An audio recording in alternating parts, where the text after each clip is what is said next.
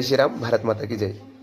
కులాల మధ్యలో చిచ్చులు పెట్టి రాజకీయం చేసే రాజకీయ నాయకులకు, కొంతమంది అగ్రవర్ణ నాయకులకు ఈ వీడియో దయచేసి కొంచెం చూడండి. పుట్టించినోడు శివుడు, శివాజ్ఞ లేనిది చీమైన గుట్టదంటారు పెద్దలు.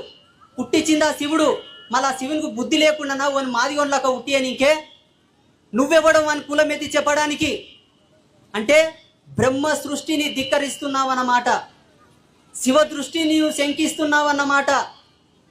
ఈ పాపం పని మనం చేయొద్దు.